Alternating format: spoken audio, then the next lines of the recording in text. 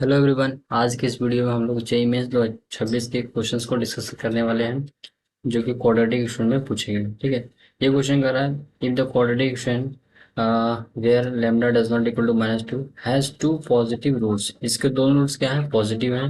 Then the number of the possible integral values of lambda.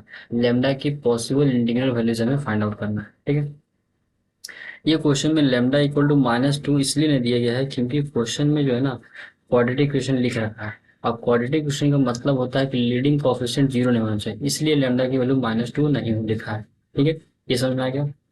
तो lambda plus two into x square -3 times lambda x plus 4 times lambda equal to zero. इसके दोनों roots के positive है, तो मान लेते हैं इसका रूट है अल्फा और एक रूट है बीटा। तो अल्फा को बीटा क्या है? दोनों पॉजिटिव का है। तो क्या मैं बोल सकता हूँ अल्फा प्लस बीटा का जो सम है वो भी पॉजिटिव होगा और अल्फा इंटू बीटा का प्रोडक्ट भी पॉजिटिव होगा।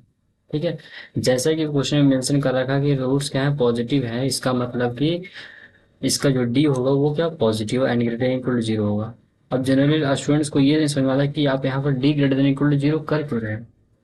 तो मेरी बात ध्यान से सुनना। देखो रूट्स क्या है? पॉजिटिव है। तो अगर मैं कॉम्प्लेक्स नंबर के बारे में बात करता हूँ तो कॉम्प्लेक्स नंबर में हम नंबर्स के साइन के बारे में हम बता नहीं सकते, लेकिन रियल नंबर्स के अंदर जो है सिर्फ पॉजिटिव और नेगेटिव की बातें हम सिर्फ करते हैं। तो रूट्स इसके क्या है? रियल नंबर्स है। तो रूट्स जब रियल नंबर्स होते हैं तो डी ग्रेटर इक्वल टू हम जीरो करते हैं हमेशा। ठीक है, तो तीनों केसेस का क्या करना है? अल्टीमेटली हमें इंटरसेक्शन लेना और उसके बाद possible integral value find out करना। तो अल्फा प्लस बीटा का सम क्या होगा? वो आपका होगा 3 lambda upon lambda plus two greater than equal to greater than zero. तो यहाँ से आपका ये हो गया जीरो, चलिए -2 और ये जीरो का positive negative positive. Positive part चाहिए तो ये वहां से इस तरफ। दूसरा केस है आपका alpha into beta. Alpha into beta क्या होगा? 4 lambda by lambda plus two greater than zero. तो इसका भी सेम सोल्यूशन होगा। सेम सोल्यूशन क्या है? सेम सोल्यूशन होगा। होगा क्या? सेम है ना। 3 इधर मल्टीप्लाई जीरो हो गया, 4 इधर मल्टीप्लाई जीरो हो जाएगा। अच्छा, इसका क्या होगा? इस यहाँ पर B square 9 lambda square -4 times 4 lambda into lambda plus two greater than equal to zero.